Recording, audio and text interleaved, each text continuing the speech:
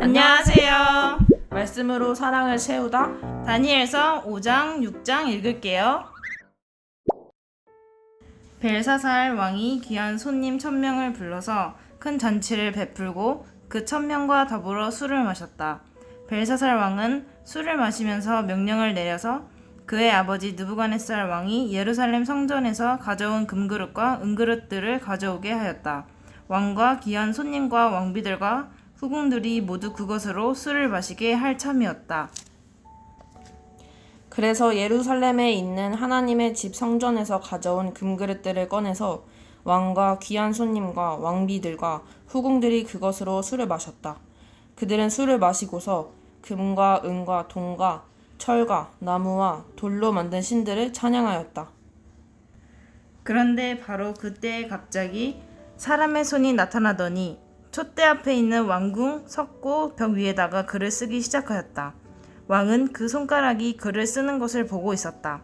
그러다가 왕의 얼굴빛이 창백해지더니 공포에 사로잡혀서 넓적다리의 힘을 잃고 무릎을 서로 부딪히며 떨었다. 왕은 큰 소리로 외쳐서 주술가들과 점성술가들과 점성가들을 불러오게 하였다. 그들이 들어왔을 때 그는 바빌론의 지혜자들에게 말하였다. 누구든지 이 글자를 읽고서 그 뜻을 나에게 알려주는 사람은 자색 옷을 입히고 그 금목걸이를 목에 걸어주며 이 나라에서 셋째가는 통치자로 삼겠다. 왕궁 지혜자들이 모두 나왔으나 아무도 그 글자를 읽는 사람이 없었고 그 뜻을 왕에게 알려주는 사람도 없었다.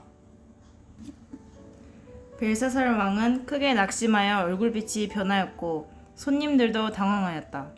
왕과 귀한 손님들의 고음 소리를 듣고서 왕의 어머니가 연회장으로 들어왔다. 왕의 어머니가 왕에게 말하였다. 임금님의 만수무강을 빕니다. 임금님은 너무 번민하지 마시고 얼굴에서 근심을 떨쳐버리시기 바랍니다. 임금님의 나라에 거룩한 신들의 영을 받은 한 사람이 있습니다.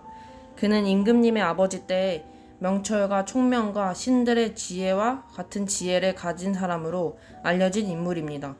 임금님의 아버지 느부갓네살 왕께서는 그 사람을 마술사들과 주술가들과 점성술가들과 점성가들의 우두머리로 세우셨습니다. 그의 이름은 다니엘입니다. 그에게는 탁월한 정신과 지식과 꿈을 해몽하는 총명이 있어서 수수께끼도 풀었고 어려운 문제도 해결했습니다. 느부갓네살 왕은 그의 이름을 벨드사살이라고 부르셨습니다. 이제 다니엘을 불러보십시오. 그러면 그가 그 글자를 풀어서 임금님께 알려드릴 것입니다. 다니엘이 왕 앞에 나아오니 왕이 다니엘에게 물었다. 그대가 바로 나의 부왕께서 유다에서 데려온 유다 포로 가운데 하나인 그 다니엘이란 사람이요? 나는 그대의 이야기를 들었소. 그대에게는 신들의 영이 있고 명철과 총명과 탁월한 지혜가 있다고 들었소. 내가 지혜자들과 주술가들을 이리로 불러와서 이 글자를 읽고서 내 앞에서 그 뜻을 알아내라고 하였으나 그들이 이 글자의 뜻을 나에게 풀이하여 주지 못하였소. 그러나 나는 그대가 글자를 해석할 수 있고 어려운 문제도 풀 수 있다고 들었소. 지금 그대가 이 글자를 읽고 나에게 뜻을 풀이하여 주면 그대에게 자색 옷을 입히고 목에 금목걸이를 걸어주고 이 나라에서 셋째가는 통치자로 삼겠소. 다니엘이 왕 앞에서 아뢰었다. 임금님이 주시겠다는 선물을 거두시고 임금님이 내리실 상급은 다른 사람에게 주시기 바랍니다. 그럴지라도 저는 이 글자를 읽고서 그 뜻을 풀이하여 임금님께 알려드리겠습니다. 임금님, 가장 높으신 하나님이 임금님의 아버지 느부갓네살 왕께 나라와 큰 권세와 영광과 위엄을 주셨습니다. 하나님이 그에게 큰 권세를 주셨으므로 민족과 언어가 다른 백성들이 그 앞에서 떨면서 무서워하였으며 부친께서는 마음대로 사람을 죽이기도 하고 마음대로 사람을 살리기도 하고 마음대로 사람을 높이기도 하고 마음대로 사람을 낮추기도 하셨습니다. 그러나 부친께서 마음이 높아지고 생각이 거만해지셔서 교만하게 행동을 하시다가 왕위에서 쫓겨나셔서 명예를 잃으신 일이 있었습니다. 사람 사는 세상에서 쫓겨나시더니 그의 마음은 들짐승처럼 되셨고 들나귀와 함께 사셨으며 소처럼 풀을 뜯으셨고 몸은 하늘에서 내리는 이슬로 젖으셨습니다. 그때야 비로소 부친께서는 가장 높으신 하나님이 인간의 나라를 다스리시고 하나님의 뜻에 맞는 사람을 그 자리에 세우시는 줄을 깨닫게 되셨습니다. 느부갓네살의 아드님이신 벨사살 임금님은 이 모든 일을 아시면서도 마음을 겸손하게 낮추지 않으시고 하늘의 임금님이시요 주님이신 분을 거역하시고 스스로를 높이시며 하나님의 성전에 있던 그릇들을 가져오게 하셔서 임금님과 귀한 손님과 왕비들과 후궁들이 그것으로 술을 마시게 하셨습니다. 그리고 임금님은 보거나 듣거나 알지도 못하는 금과 은과 동과 쇠와 나무와 돌로 만든 신들은 찬양하시면서도 임금님의 호흡과 모든 길을 주장하시는 하나님께는 영광을 돌리지 않으셨습니다. 그러므로 하나님이 손을 보내셔서 이 글자를 쓰게 하신 것입니다. 기록된 글자는 바로 메네메네 데겔과 바르신입니다. 그 글자를 해석하면 이러합니다. 메네는 하나님이 이미 임금님의 나라의 시대를 개선하셔서 그것이 끝나게 하셨다는 것이고, 데겔은 임금님이 저울에 달리셨는데 무게가 부족함이 드러났다는 것이고, 바르신은 임금님의 왕국이 둘로 나뉘어서 메데와 페르시아 사람에게 넘어갔다는 뜻입니다. 벨사살이 곧 명령을 내려서 다니엘에게 자색 옷을 입히고 그의 목에 금목걸이를 걸어 주었으며 그를 그 나라에서 셋째가는 통치자로 삼았다. 바로 그날 밤에 바빌로니아의 벨사살 왕은 살해되었고 메데 사람 다리우스가 그 나라를 차지하였다. 다리우스의 나이는 62살이었다. 6장 다리우스는 자기의 뜻대로 나라 안에 지방 장관 120명을 세워서 나라를 다스리게 하였다. 또 그들 위에 정승 3사람을 세웠는데 다니엘도 그 가운데 한 사람이었다. 그리고 지방 장관들이 정승들에게 업무를 보고하게 하여 왕에게 피해를 끼치는 일이 없도록 하였다. 그런데 다니엘이 다른 정승들이나 지방 장관들보다 더 우수하였으므로 왕이 그를 나라의 통치자로 임명하고자 하였다.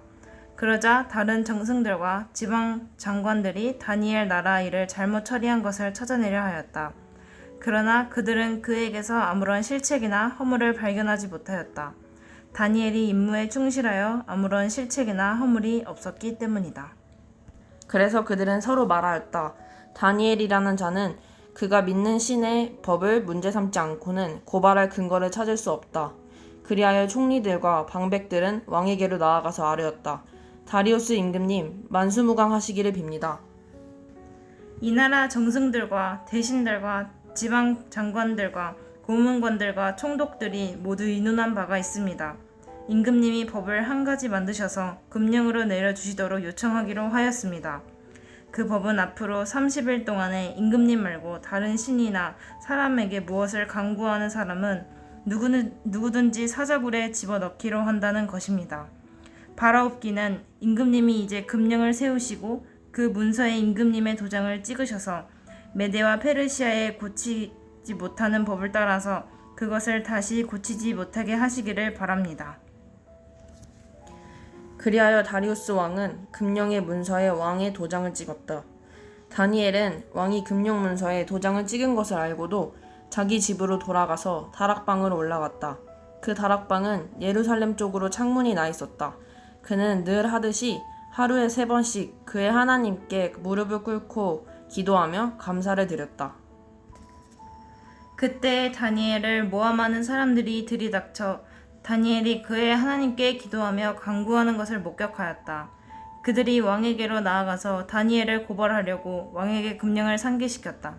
임금님이 금령의 도장을 찍으시고 앞으로 30일 동안 임금님 외에 다른 신이나 사람에게 무엇을 간구하는 사람은 누구든지 사자굴에 던지기로 하지 않으셨습니까? 왕이 대답하였다. 그 일은 고칠 수 없다. 그것은 메데와 페르시아의 법을 따라 확정된 것이다. 그들이 왕에게 아뢰었다. 임금님, 유다에서 잡혀온 다니엘이 임금님을 무시하고 또 임금님의 도장이 찍힌 금령을 무시하여 하루에 3번씩 기도를 드리고 있습니다. 왕은 이 고발을 듣고 몹시 괴로워하고 다니엘을 구원하려고 마음을 쓰며 해가 질 때까지 온갖 노력을 다하였다. 그때 이 사람들이 왕에게 다가와서 말하였다. 임금님, 메대와 페르시아의 법은 임금님이 한 번 금령이나 법률을 세우시면 그것을 바꾸실 수 없다는 사실을 기억하시기 바랍니다. 그래서 왕이 명령을 내리니 그들이 다니엘을 끌어다가 사자굴에 던져 넣었다. 왕이 다니엘에게 말하였다. 그대가 늘 섬기는 그대의 하나님의 그대를 구하여 주시기를 비오. 사람들이 돌 하나를 굴려다가 어귀를 막았고 왕이 그 위에 자기의 도장과 귀인들의 도장을 찍어서 봉하였다. 이렇게 하여서 다니엘에게 내린 조치를 변경할 수 없게 하였다. 그 뒤에 왕은 궁전으로 돌아가서 그날 밤을 뜬 눈으로 지새우며 먹지도 마시지도 않고 즐거운 일은 아무것도 하지 못하게 하였다. 이튿날 동이 틀 때에 왕은 일어나는 길로 곧 사자굴로 갔다. 그 굴 가까이에 이르러서 왕은 슬픈 목소리로 외치며 다니엘에게 말하였다. 살아계신 하나님의 종 다니엘은 들으시오. 그대가 늘 섬기는 그대의 하나님이 그대를 사자들로부터 구해주셨소? 다니엘이 왕에게 아뢰었다. 임금님의 만수무강을 빕니다. 나의 하나님이 천사를 보내셔서 사자들의 입을 막으셨으므로 사자들이 나를 해치지 못하였습니다. 그것은 하나님 앞에서 나에게는 죄가 없다는 사실이 드러났기 때문입니다. 임금님, 나는 임금님께도 죄를 짓지 않았습니다. 왕이 매우 기뻐하면서 다니엘을 굴에서 끌어올리도록 명령하니 사람들이 다니엘을 굴에서 끌어올렸다. 그가 자기 하나님을 신뢰하였기 때문에 그에게서는 아무런 상처도 찾아볼 수 없었다. 왕이 명령을 내려서 다니엘을 헐뜯는 사람들을 데려오게 하고 그들과 그 자식들과 아내들을 사자굴에 던져 넣으니 그들이 굴 밑바닥에 닿기도 전에 사자들이 그들을 움켜서 그 뼈까지 부서뜨렸다. 그때 다리우스 왕은 전국에 사는 민족과 언어가 다른 묵 백성에게 조서를 내렸다. 내 백성에게 평화가 넘치기를 바란다. 내가 다음과 같이 법령을 공포한다. 내 나라에서 나의 통치를 받는 모든 백성은 반드시 다니엘이 섬기는 하나님을 공경하고 두려워하여야 한다. 살아계신 하나님이 영원히 다스리신다. 그 나라는 멸망하지 않으며 그의 권세 무궁하다.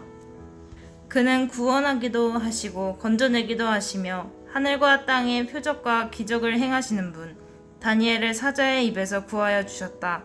바로 이 사람 다니엘은 다리우스 왕이 다스리는 동안 페르시아의 고레스 왕이 다스리는 동안 잘 살았다.